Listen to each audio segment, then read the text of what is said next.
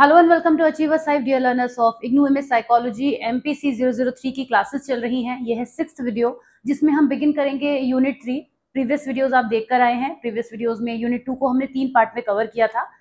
Unit 3 को आज हम स्टार्ट कर रहे हैं, which is assessment of personality. बहुत सारी चीजें इसमें ऐसी हैं यूनिट में, बहुत इंपॉर्टेंट है, एग्जाम्स में बहुत पूछी जाती हैं, अंडरस्टैंडिंग के लिए भी जरूरी है। वैसे तो मैंने आपको बताया कि पर्सनैलिटी का जो आपका ये पेपर है ये आपके लाइफ टाइम के लिए इंपॉर्टेंट है। आप इसे जब पढ़ते हैं समझते हैं तो कुछ ना कुछ आप गेन करके जाते हैं, चाहे आप साइकोलॉजी में बस यूं ही वीडियो को देखने भी क्यों ना आ गए हो। और इस यूनिट से आपको बहुत सारी इन्फॉर्मेशन मिलेगी। हम ये अंडरस्टैंड करेंगे कि किस तरीके से असेसमेंट होता है और क्या क्या मेथड्स होते हैं। एक अभी हम यहाँ पर जो नॉलेज लेंगे वो एक जस्ट बेसिक नॉलेज होगी। फिर एग्जीक्यूशन कैसे होता है उसके लिए तो एक ब्लॉक है पूरा, किस तरीके से एग्जीक्यूट करते हैं। तो एक ऊपरी सतह पे कहते हैं ना किसी चीज को जानने की कोशिश करना, वो चीजें यहाँ पर होंगी जिसमें हम असेसमेंट के बारे में जानेंगे कि क्या जरूरत होती है और क्या एम्स होते हैं असेसमेंट के।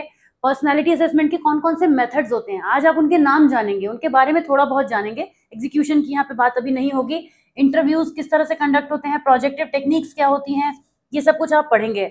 आज का जो हमारा ये यूनिट है, यूनिट 3 जो हम ले रहे हैं, इसको मैं 2 पार्ट्स में कंप्लीट करूंगी। अभी आप इस वीडियो को बिगिन करने से पहले ही मैंने इसको देख लिया था कि कितने पार्ट्स में इसको मुझे डिवाइड करना चाहिए, क्योंकि यहाँ पे आप देखिए काफी सारे टॉपिक हैं जो कवर होने हैं। तो कुछ इंक ब्लॉट टेक्निक जो कि अलग से पूछा जाता है एग्जाम में, उससे पहले तक के पार्ट को हम यहाँ कवर करेंगे और अंडरस्टैंड करेंगे। इस इंक ब्लॉट में ये पॉइंट्स आएंगे और उसके बाद बाकी का पार्ट आगे रहेगा। बाकी तो टाइमिंग हमारा लगभग 40 मिनट से क्लास का होता है, तो देखते हैं कितना क्या कवर हो पाता है, क्योंकि एक्सप्लेनेशन में कहीं पर एग्जाम्पल्स, कहीं पे कुछ और बातें, बहुत कुछ बताना होता है। कोई यूनिट नई स्टार्ट होती है तो इंट्रोडक्शन भी होता है, उसका थोड़ा टाइम उसमें निकल जाता है।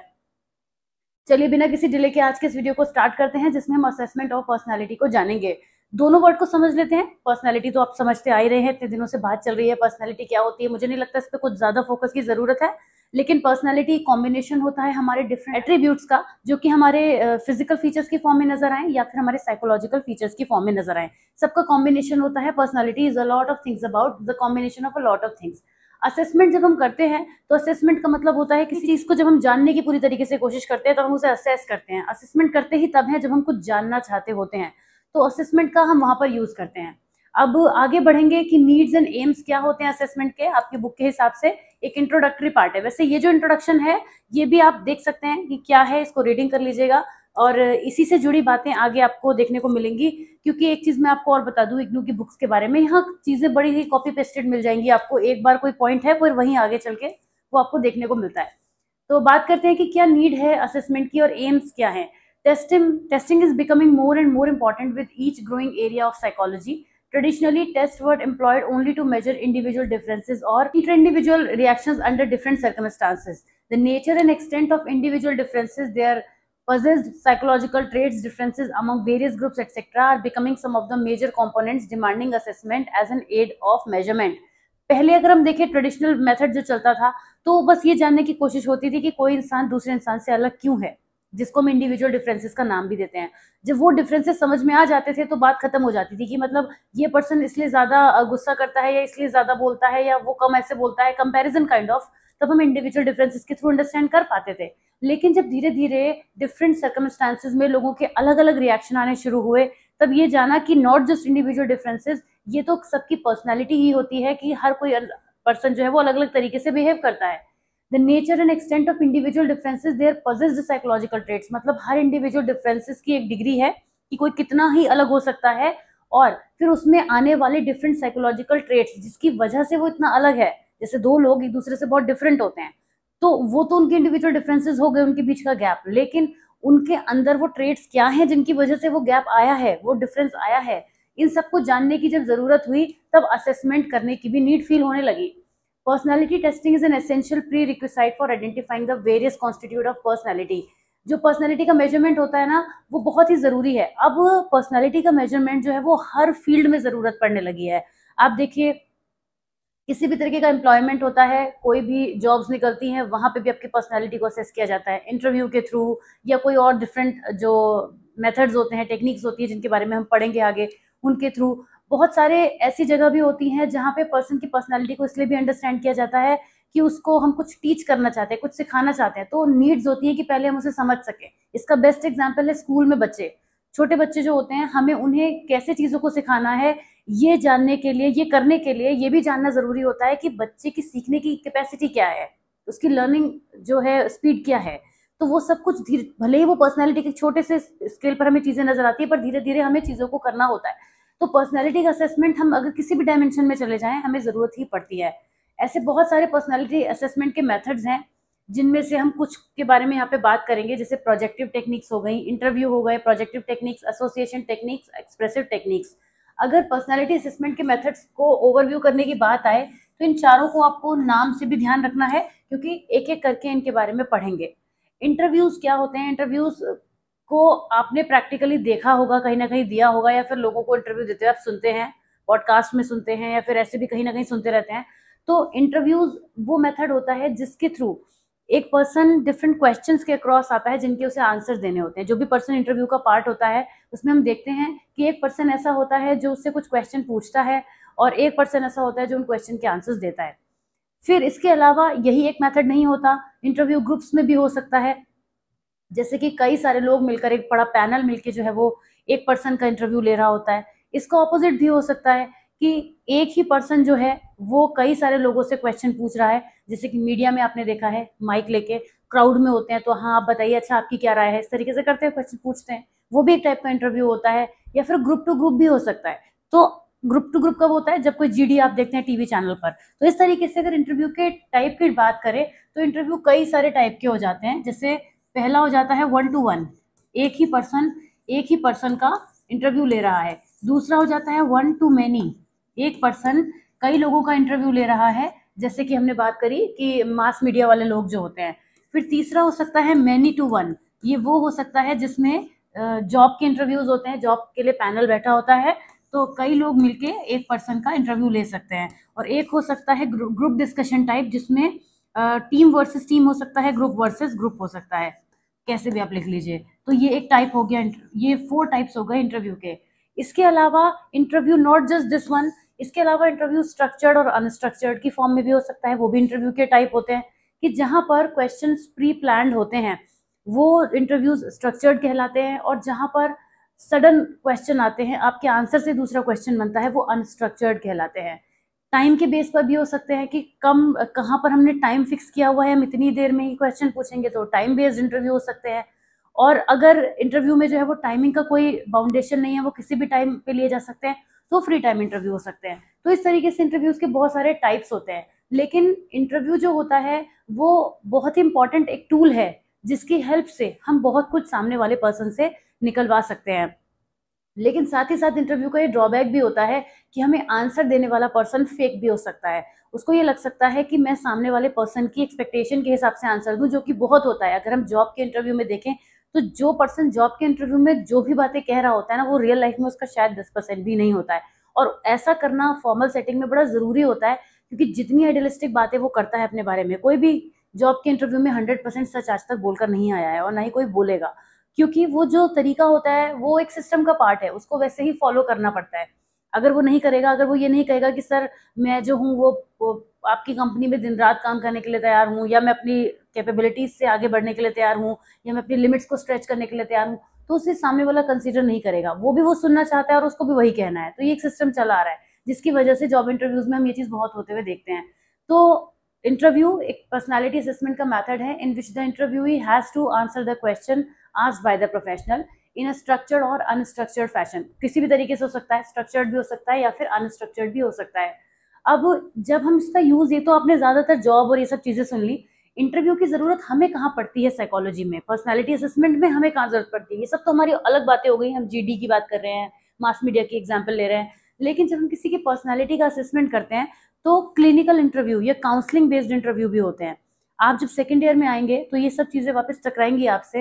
इंटरव्यू पर तो बहुत सारे क्वेश्चन आते हैं सेकंड ईयर में, और दोनों ही ब्रांच में देखने को मिलते हैं कि इंटरव्यू का आप यूज किस तरह से करते हैं अपने डायग्नोस करने में अपने पेशेंट को, या उसके ट्रीटमेंट के लिए कहाँ पे आप यूज करते हैं। तो वही सेंस है हमारा कि हम फर्स्ट ईयर में जब पर्सनैलिटी के असेसमेंट में इंटरव्यू को समझ पाएंगे, तब कहीं जाके उस इंटरव्यू को सक्सेसफुली कंडक्ट कर पाएंगे। आप ये समझ लीजिए कि जो इंटरव्यू है ना, ये वैसे तो सुनने में लगता है हम सब तो जानते हैं इंटरव्यू के बारे में, ऐसी कौन सी नई बात मैम बताने वाली हैं, लेकिन मैं आपको जो समझा रही हूँ वो पॉइंट आप समझिए कि जब हम साइकोलॉजी में इंटरव्यू करते हैं, तो वो इंटरव्यू बहुत ही स्ट्रक्चर्ड वे में होता है, एक फॉर्मल वे में भी होता है, और उसमें हमें जो हमारा क्लाइंट होता है ना, उसकी प्रॉब्लम को रिजॉल्व करने के लिए वो एक बहुत ही स्ट्रॉन्ग फाउंडेशन होता है। प्रॉपर तरीके से हम वहाँ पर इंटरव्यू की हेल्प से बहुत सारी चीज़ों को लेते हैं, जिसको आप मेंटल स्टेटस एग्जामिनेशन भी कहते हैं, MSc। मेंटल स्टेटस एग्जामिनेशन की हेल्प से हमें पर्सन के बारे में बहुत सारे डिटेल्स पता चलते हैं, जिससे उसकी प्रॉब्लम को डायग्नोज किया जाता है, और फिर हम धीरे धीरे सोल्यूशन की तरफ पहुंचते हैं या बढ़ते हैं कि हमें करना क्या है। तो इंटरव्यू वहाँ पे बहुत काम आता है। अभी तो सुनने में ऐसा लग रहा है कि इंटरव्यू ही तो है, पर्सनैलिटी का पता चल जाएगा। इतना आसान नहीं होता है, क्योंकि किसी से भी आप इन्फॉर्मेशन निकालेंगे, वो हमें सही इन्फॉर्मेशन दे। जब हमारे पास कोई क्लाइंट आता है प्रॉब्लम के साथ में, जब आप एक साइकोलॉजिस्ट होते हैं, तो वो आपको जो इन्फॉर्मेशन देता है वो सही ही देता है, वहाँ पे वो आपको सही देता है। ये तो जॉब और इसके एग्जाम्पल हो गए, तो यहाँ पे बातें थोड़ी सी आउट ऑफ फैशन हो सकती हैं, लेकिन वहाँ पे जो पर्सन है उसे पता है कि मैं यहाँ अपने साइकोलॉजिस्ट के पास प्रॉब्लम को सॉल्व कराने लेकर आया हूँ, तो वहाँ वो फेक नहीं होता है। वो जो भी बातें अपने बारे में बताता है वो हम नोट करते हैं। तो इस तरीके से इंटरव्यू हमारे काम आता है। अब इंटरव्यू के ही अंदर एक छोटी सी टर्मिनोलॉजी हेलो इफेक्ट आएगी, लेकिन उसे बताने से पहले ये पैराग्राफ को जरा क्विकली कवर करूं। Interview by the psychologist demands the report of innermost feelings, concerns and urges to the part of the client. जो भी हमें client से information चाहिए वो हम psychologist जो होते हैं वो लेते हैं। This is something that can be known directly by the client interviewee and thus the problem encountered with self-report data like survey are faced with interviewing also. अब interviewees और client जो होते हैं can misinform, lie, distort the actual facts or reality and hide the true information for social desirability. Social desirability यहाँ से एक term आती है जिसका मतलब होता है कि वो कोई भी काम सोशल नॉर्म्स की एक्सपेक्टेशंस के हिसाब से करना, उसी को हम सोशल डिजायरेबिलिटी कहते हैं। वर्ड से भी समझ में आ रहा होगा, सोशली डिजायर्ड है जो चीज। Also biases can occur in the part of the interviewers as their personal belief system और प्रेजुडिसेस में put obstacles in the interpretation of the information. ये भी हो सकता है कि जो इंटरव्यू लेने वाला पर्सन है ना, वो भी अपने बायसेस को उसमें एक रोल प्ले करा दे। वैसे तो जब साइकोलॉजिस्ट प्रोफेशनल होते हैं तो वैसा करते नहीं है, टाइम के साथ एक्सपीरियंस के साथ चीजें हो जाती हैं, बेटर होती चली जाती हैं, वो नहीं करते हैं। लेकिन फिर भी अल्टीमेटली हम सब एक ह्यूमन बीइंग है, और बायसेस को दिखाना हमारी एक नेचुरल टेंडेंसी है। जैसे हम कहते हैं प्रेजुडिसेस, प्री जजमेंट करना किसी चीज का, कि अगर किसी पर्सन ने मान लेते हैं कि किसी पर्सन ने अपनी लव स्टोरी बताई और ये बताया कि मेरे साथ ऐसा हुआ, मेरा हार्ट ब्रेक हुआ, मुझे इन चीजों के क्रॉस आया, और उस पर्सन को कहीं पर भी उस चीज के रिगार्डिंग उसके मन में कुछ प्रेजुडिसेस बने हुए हैं, कुछ थॉट्स ऐसे हैं कि उसे लगता है कि ये तो ऐसा करना ही नहीं चाहिए था, तो वो चीज एक बैरियर बनेगी, वो चीज एक प्रॉब्लम जरूर करेगी, क्योंकि उसको ये लगेगा कि जो ये पर्सन है इसको तो इस लव स्टोरी में पढ़ना ही नहीं चाहिए था, या ऐसा काम करना ही नहीं चाहिए था। तो ये चीज नहीं आने देनी है, हमें अपने पर्सनल थॉट्स को वहां पे एक्सप्रेस नहीं होने देना है, लेकिन वो हो जाते हैं तभी वो ऑब्स्टिकल्स कहलाते हैं। हेलो इफेक्ट की बात करते हैं। ये एक हेलो इफेक्ट ऐसी प्रॉब्लम है, एक ऐसी टेंडेंसी है जो फेवरेबल और अनफेवरेबल इंप्रेशन क्रिएट कर देती है of someone at the first meeting, and after that first impression all of the comments and behaviours of that person are interpreted in agreement with that impression. जैसे हम कहते हैं ना कि first impression is the last impression. अगर किसी person के बारे में हमारे माइंड में कोई ऐसा थॉट बन जाता है फर्स्ट मीटिंग में कि जब हम उसे बहुत ज्यादा पसंद करने लगते हैं या नापसंद भी कर सकते हैं, तो ऐसे केस में आगे फ्यूचर में उसके सारे एक्शंस के लिए उसी एंगल से उसको देखना, उसी थॉट के साथ उसको देखना is called hello effect. Hello effect एक ऐसी टेंडेंसी है जिसमें हम किसी पर्सन के किसी एक ट्रेट से इतना इन्फ्लुएंस्ड हो जाते हैं कि उस ट्रेट के बेस पर ही हम सारे जजमेंट करने लगते हैं, और ये एक प्रॉब्लम हो जाती है, ये कॉग्निटिव बायस होता है, क्योंकि इसकी वजह से जो फर्दर रिजल्ट आएंगे ना आगे के, वो कभी सही नहीं आएंगे। तो ये कॉग्निटिव बायस होता है। Those who make a good first impression due to clothing, physical appearance or some other characteristics seem to have a halo for everything they do in a positive light. अब ये आपने समझ लिया कि इंटरव्यू क्या होता है। आइए अब बात करेंगे प्रोजेक्टिव टेक्निक्स की। प्रोजेक्टिव टेक्निक्स के बारे में अंडरस्टैंड करने के लिए पहले तो हम यहाँ जाएंगे। वैसे प्रोजेक्टिव टेक्निक्स को समझने के लिए आपको प्रोजेक्शन वर्ड से फेमिलियर होना पड़ेगा। प्रोजेक्शन का क्या मतलब होता है? प्रोजेक्शन का मतलब होता है कोई एक चीज का इंप्रेशन दूसरे पर नजर आना, वो हम कहते हैं प्रोजेक्ट कर रहे हैं। या फिर ऐसे समझिए, उससे भी आसान तरीका है, आप सबने प्रोजेक्टर तो देखा होगा अपनी लाइफ में कहीं ना कहीं।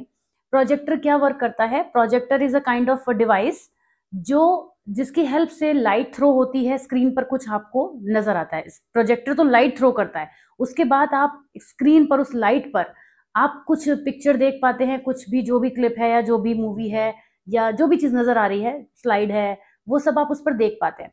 तो प्रोजेक्टर का काम क्या हो जाता है? यहाँ पे एक थर्ड पार्टी इन्वॉल्व हो जाती है। मतलब आप हैं, एक पिक्चर है जो आप डायरेक्ट देख सकते हैं, लेकिन आप किसके थ्रू देख रहे हैं? With the help of that projector, क्योंकि वो लाइट थ्रो कर रहा है। तो उसी तरीके से जो प्रोजेक्टिव टेक्निक्स होती हैं वो इनडायरेक्ट वे में आपको लेकर जाती हैं। जिस तरह से प्रोजेक्टर आपका फोन नहीं है कि आपने सामने ऑन करा, टच करा, आपने स्क्रीन पे मूवी देखनी शुरू कर दी, नहीं, प्रोजेक्टर ये काम नहीं कर रहा है। प्रोजेक्टर क्या कर रहा है, एक थर्ड बैरियर, थर्ड पार्ट है जो एक स्क्रीन और आपके बीच में कहीं पे वर्क कर रहा है, कहीं पर भी है वो वर्क। बीच का मतलब ये नहीं बीचों बीच में रखा है, बट वो कहीं भी वर्क कर रहा है, रखा हुआ है। तो प्रोजेक्टर की हेल्प से जिस तरह से आप मूवी देख पाते हैं, स्क्रीन पे देख पाते हैं, उसी तरह प्रोजेक्टिव टेक्निक्स जो होती हैं वो हिडन थॉट्स को बाहर लेकर आती हैं।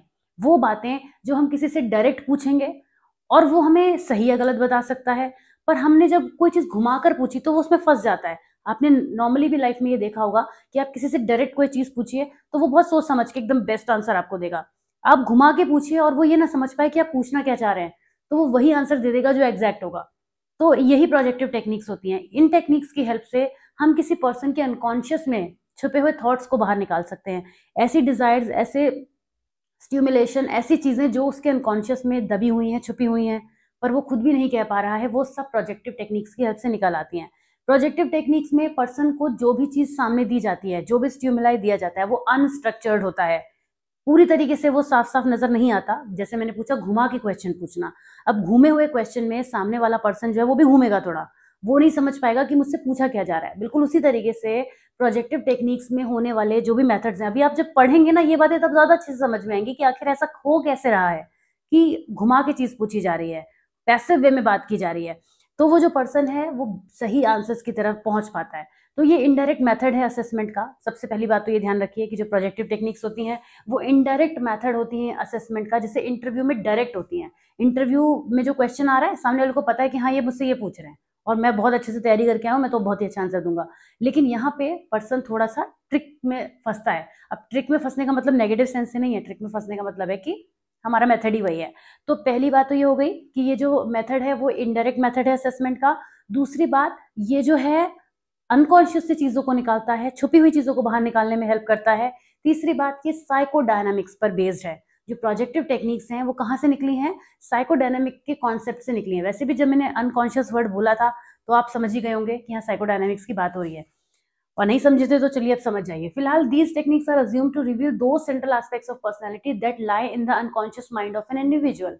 Unconscious motivations, hidden desire, inner fear, complexes are presumed to be elicited by their unstructured nature that affect the client's conscious behavior।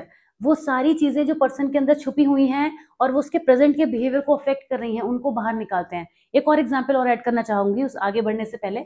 जैसे एक छोटा बच्चा होता है, अगर आपसे डायरेक्ट पूछेंगे कि बेटा आपको किसी ने क्लास में मारा तो नहीं, आपको कोई बच्चा गलत तरीके से टच तो नहीं करता है, आपसे कुछ ऐसे तो नहीं पूछता है, तो बच्चा सोचेगा कि मुझसे ऐसी बात क्यों पूछी जा रही है। बच्चा भी सोचेगा, बच्चा भी दिमाग लगाता है इतना तो।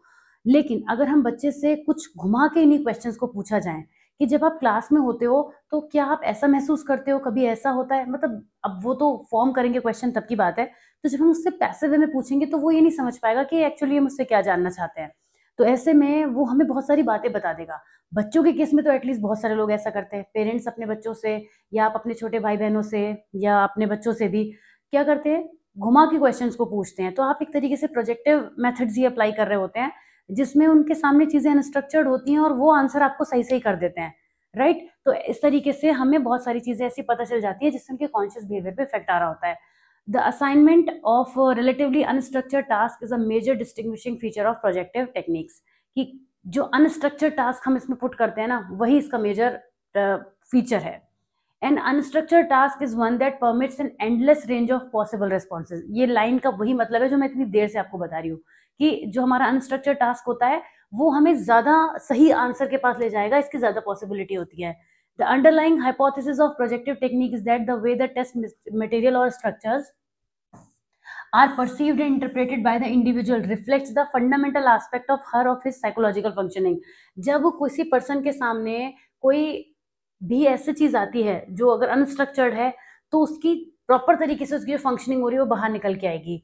The test material serves as a sort of screen on which response project their characteristic thought processes anxieties. जो भी हैं वो अपना इजिली प्रोजेक्ट कर पाते हैं, जो भी थॉट उनका है ना उसको वो प्रोजेक्ट कर पाते हैं हमारे क्वेश्चंस की हेल्प से। Clients are shown ambiguous visual stimuli by the psychologist and are asked to tell what they see in that stimuli. It is presumed that the client will project the unconscious concerns and fears onto the visual stimulus, and thus the psychologist can interpret the responses and understand the psychodynamic underlying the problem of the client. इस पूरी line, यहाँ से यहाँ तक की line का क्या मतलब है? इसका ये मतलब है कि जब कोई एम्बिगियस विजुअल दिया जाता है, अधूरी बात, इनकम्प्लीट थॉट, अनस्ट्रक्चर्ड सिचुएशन, तो जो पर्सन है वो अपने सारे थॉट्स को उसके साथ जोड़ता हुआ बाहर निकालेगा। आप सडनली किसी से क्वेश्चन पूछिए कि इस स्टेटमेंट को पूरा करिए कि मैं रात के समय मार्केट जा रहा था, तभी मुझे वहां पर एक छोटा बच्चा रोता हुआ मिला। इसको आपको इमीडिएटली कंप्लीट करना है। आपने स्टेटमेंट दिया किसी पर्सन को, अब उसके जो इमोशंस उससे जुड़े हुए हैं, जिस तरीके से वो उस बात को बताएगा, वो वही बताएगा जो वो एक्चुअल में होता तब करता। जब हम किसी पर्सन के सामने ऐसी बात रखते हैं और अगर उसको 10 मिनट सोचने का मौका दे दें, तो वो इतनी अच्छी कहानी बना के आपको बताएगा कि वो चाहे वो कर सकता हो या ना कर सकता हो, लेकिन कहानी बहुत अच्छी लगेगी सुनने में। तो इमीडिएट यहाँ पे रिस्पॉन्स लिए जाते हैं। बहुत ज्यादा टाइम नहीं दिया जाता है कि आप बहुत देर तक सोचते रहें। आप वर्ड एसोसिएशन एक चीज होती है जिसमें हमने एक वर्ड बोला और उस पर्सन को उस वर्ड से क्या वो एसोसिएट कर पा रहा है, वो वर्ड उसको कहाँ पे ट्रिगर कर रहा है, उसे इमीडिएटली बताना होता है। जैसे हमने किसी से कहा ब्रिक, तो हो सकता है कोई पर्सन ब्रिक से एसोसिएट करे हाउस, कोई ब्रिक से एसोसिएट करे कि मुझे उस ईंट से किसी का सर फोड़ना है। जो भी पॉइंट आएगा ना वो इमीडिएट आएगा। लेकिन अगर आपने सोचने के लिए छोड़ दिया, मेरे तो माइंड में देखिए दोनों थॉट आए क्योंकि मैंने भी इमीडिएट ही बताया, तो अगर हम किसी को सोचने के लिए छोड़ देंगे ना, तो वो कुछ भी और हाइपोथेटिकल स्टोरी बना लेगा और बहुत ज्यादा टाइम लेगा, तो उससे हमारा जो आंसर है वो उतना प्रॉपर नहीं आ पाएगा। तो जो प्रोजेक्टिव टेक्निक्स है इस तरह से हमें हेल्प करती हैं। ओके, इसीलिए एक डायग्नोस्टिक टूल बन जाती हैं ये। The history of projective techniques began in the beginning of the 15th century when Leonardo da Vinci selected peoples on the basis of their attempt to find shapes and patterns in ambiguous form. A word association test was constructed by Galen. Similar tests were used in clinical settings by Carl Jung. Later, Frank introduced the term projective method to describe a range of tests, जिसको हम personality में unstructured stimuli के संग use कर सकते हैं। तो ये इतनी पार्ट इसकी हिस्ट्री हो गई कि कहाँ से ये निकला है, ठीक है, कैसे ये टेस्ट, मतलब ये जो अनस्ट्रक्चर्ड वे में हमने यूज करना शुरू किया। This way the individual has enough opportunity to project his own personality attributes which in the course of normal interview और conversation the person would not reveal. Normal बातचीत में हम किसी से पूछेंगे तो उतना नहीं बताएगा, लेकिन इनडायरेक्ट वे में पूछेंगे तो वो बता सकता है। और rather than measuring the traits separately, the attention is focused on the composite picture. Finally, projective techniques are an effective tool. तो इसकी हेल्प से हम बहुत कुछ अच्छे से कर सकते हैं। अब ये तो थ्योरेटिकल पार्ट हो गया, पर अब आगे चल के ये देखेंगे कि क्या क्या हमें इसमें पढ़ना है। ये एक बहुत इंपॉर्टेंट पॉइंट है कि प्रोजेक्टिव टेक्निक्स की क्लासिफिकेशन को समझेंगे। 5 मेथड्स हम यहाँ पे समझेंगे और पांचों के पांचों बड़े ही अच्छे हैं। और इसको एक बार क्विकली आप रीड करिए, तब तक एक छोटा सा ब्रेक में ले रही हूँ। मुझे बिल्कुल पता नहीं चला, आज भी क्लास जो है हमारी काफ़ी बड़ी हो गई। मुझे लग रहा था मैं काफ़ी चीज़ें जो है वो थोड़ी थोड़ी ही करा रही हूँ। आइए प्रोजेक्टिव टेक्निक्स की क्लासिफिकेशन को पढ़ते हैं कि किस किस तरह से हमें प्रोजेक्टिव के मेथड नजर आते हैं। ये ध्यान रखिएगा, ये कैटेगरीज हैं, ये मेथड्स नहीं हैं। इन कैटेगरीज में मेथड्स फॉलो होंगे। अभी मेथड्स पर नहीं आए हैं हम, मैंने आपको बताया था। आज तो आप सिर्फ ये जानेंगे कि चीजें क्या होती हैं, कैसे होती हैं, ये तो बहुत बात की बात है। क्या क्या होती हैं और क्या में भी अभी कैटेगरीज के अंदर ही हम हैं। तो बहुत सारे प्रोजेक्टिव टेक्निक्स के टाइप्स होते हैं जिनको हम कुछ कैटेगरीज में बांट सकते हैं।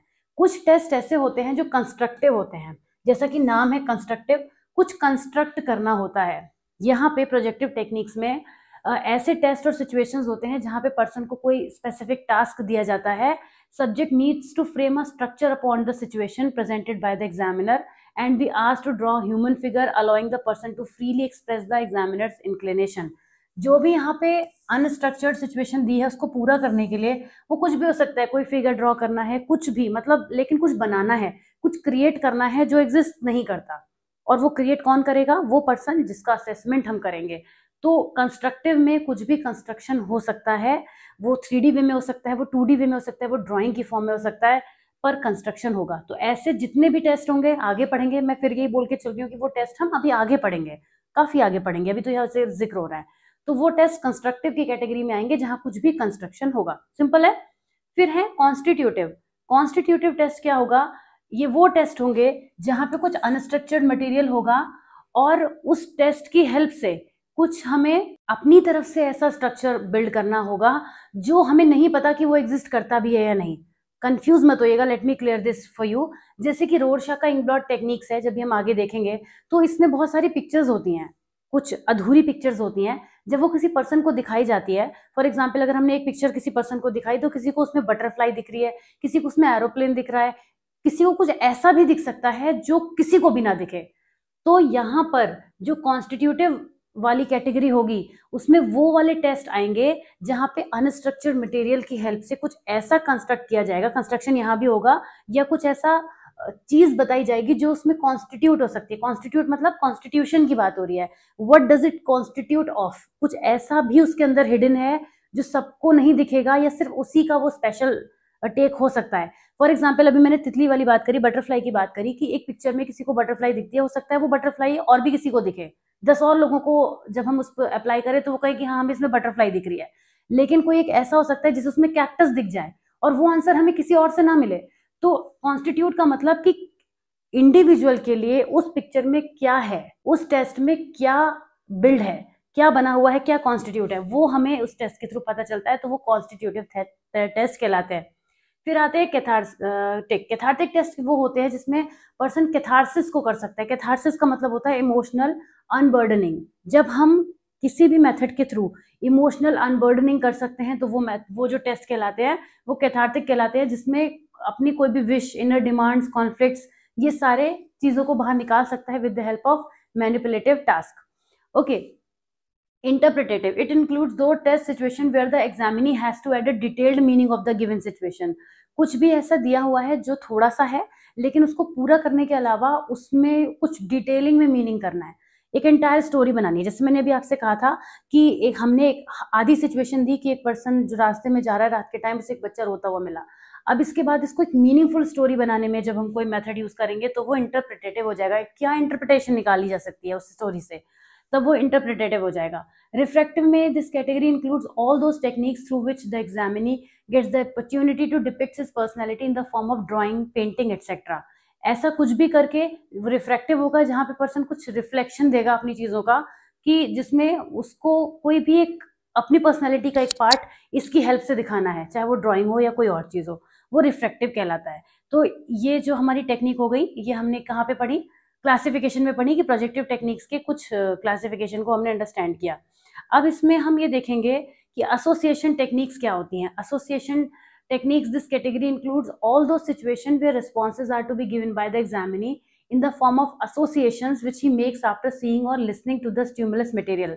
जैसे कि वर्ड एसोसिएशन टेस्ट, किसी पर्सन को हमने एक वर्ड दिया और कहा इससे आप क्या एसोसिएट करते हो, जैसे अभी ब्रिक वाला एग्जाम्पल दिया था, तो वो एसोसिएशन की टेक्निक हो गई। ऐसा कोई भी टेस्ट जिसमें हम एक से दूसरे को जोड़ रहे हैं, एसोसिएट कर रहे हैं, एक इंडिपेंडेंट स्टिमुलाई है वो दूसरे स्टिमुलाई से जुड़ जाएगा, वहां पर वो टेक्निक एसोसिएशन कहलाएगी। ओके, जैसे कि हमारे पास ड्रीम इंटरप्रिटेशन होते हैं, वहां भी हम ऐसा करते हैं, वर्ड एसोसिएशन होते हैं, वहां पर भी हम ऐसा करते हैं। अब इंक ब्लॉट टेक्निक की तरफ आते हैं। अभी तो इसके बारे में हम बात कर रहे थे, लेकिन अभी अच्छे से इसमें हम चीजों को समझेंगे कि इसमें क्या क्या चीजें होती हैं। Ink blot techniques consist of two popular techniques, that is the Rorschach test and Holtzman ink blot test। Holtzman का नंबर तो कल आ पाएगा, आई मीन तो उससे अगले वीडियो में आ पाएगा, नेक्स्ट वीडियो में आ पाएगा, लेकिन आज जो है हम Rorschach के बारे में थोड़ी बहुत बातें करेंगे, इसके बारे में अभी बात नहीं करेंगे, मैं जिक्र भी नहीं करूंगी जिससे कोई कंफ्यूजन फैले, लेकिन Rorschach के बारे में बात करेंगे। हरमन Rorschach जो थे, इन्होंने इंक ब्लॉट टेस्ट दिया था और बहुत ही वंडरफुल मेथड है ये प्रोजेक्टिव टेक्निक्स का, पर डिफिकल्ट भी है at the same time. Not everyone can apply the test. जैसे कुछ टेस्ट ऐसे होते हैं कि आप भी बिना कुछ जाने पढ़े भी किसी का इंटरव्यू ले सकते हैं, लेकिन जो प्रोजेक्टिव मेथड्स होते हैं वो हर कोई नहीं कर सकता। इसके लिए एक बहुत ही ट्रेंड प्रोफेशनल की जरूरत होती है जो प्रॉपर तरीके से इसको अप्लाई कर सकते हैं। अब in these test the examinee has to respond to an unstructured situation composed of some ink blots. कुछ इंक ब्लॉट्स होते हैं वो अनस्ट्रक्चर्ड होते हैं, और ये जो अनस्ट्रक्चर्ड इंक ब्लॉट्स भी है ना, वो कैसे बनाए गए थे, उन्होंने पेपर के ऊपर इंक को थ्रो किया था और उसके बाद उसको फोल्ड कर दिया था। मैं आपको एक पेपर की हेल्प से बताती हूँ। यहाँ एक पेज मुझे मिल गया है अभी, बढ़िया है, यहाँ पे पेज भी मुझे तुरंत मिल गया सामने से। ये एक पेज है जिस पर उन्होंने इंक को थ्रो किया, और उसके बाद जब इंक को थ्रो किया उसके बाद इसको यहाँ पे फोल्ड कर दिया। जैसे यहाँ पे मान लीजिए कि किसी इंक को थ्रो किया गया, तो जब उसको फोल्ड किया जाएगा तो क्या होगा, वो इंक दूसरी तरफ क्या होगी, अपनी सिमेट्रिकल लाइन के अबाउट पेस्ट हो जाएगी ऑटोमेटिकली। उसके बाद ये हमारे पास एक कार्ड तैयार हो गया। इस तरीके से उन्होंने सिर्फ इंक को थ्रो करके 10 कार्ड्स बनाए थे, जिनमें 10 पिक्चर्स नजर आती थी लोगों को, और वो हर पर्सन को अलग अलग दिखेंगी। आप खुद भी ये ट्राई कर सकते हैं। अगर आप एक पेपर पर इसके एक हाफ पर इंक को थ्रो करें और उसको पेस्ट कर दें तो वो मिलकर एक इमेज जैसी बनाएगी, और उस इमेज का इंटरप्रिटेशन जो है वो एक कहना चाहिए रिजल्ट्स की फॉर्म में तैयार किया उन्होंने, जिसकी हेल्प से आज भी आइडेंटिफाई किया जाता है।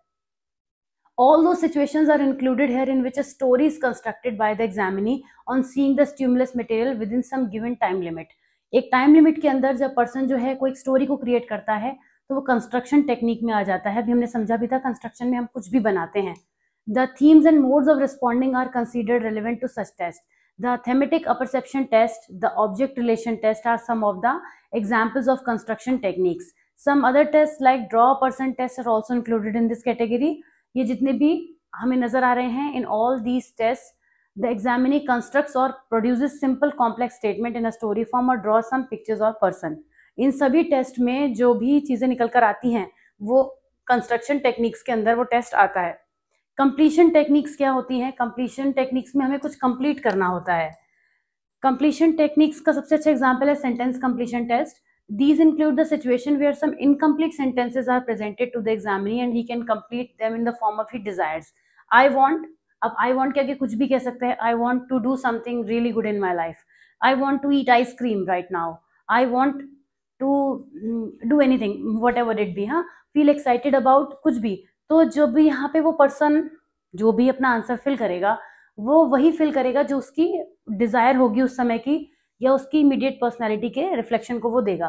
तो कंप्लीशन टेक्निक्स की हेल्प से हम इस तरीके से कुछ कंप्लीट करवा सकते हैं।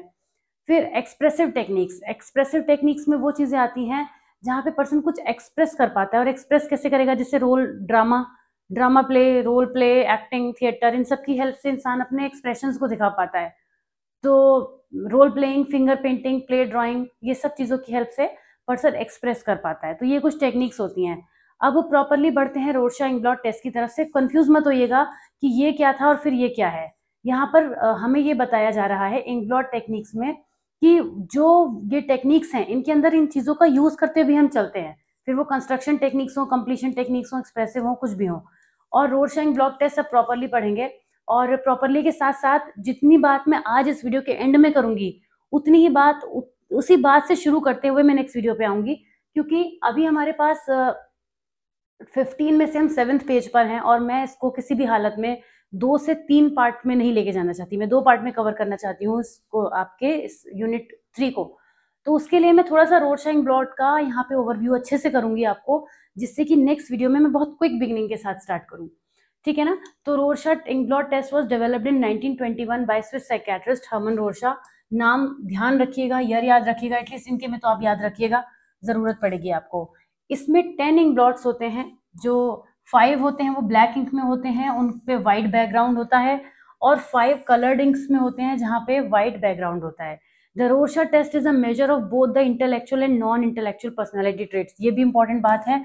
इसकी हेल्प से हम इंटेलेक्चुअल और क्रिएटिव, नॉन इंटेलेक्चुअल मतलब जो भी क्रिएटिविटी से रिलेटेड होते हैं, जिनमें इंटेलिजेंस को मेजरली कंसीडर नहीं किया जाता, उन सबको इसकी हेल्प से किया जा सकता है assess.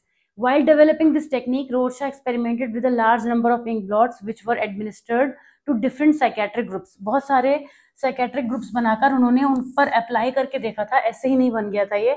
On the basis of such clinical observations, various psychiatric syndromes that differentiate responses characteristics were taken up in the scoring system.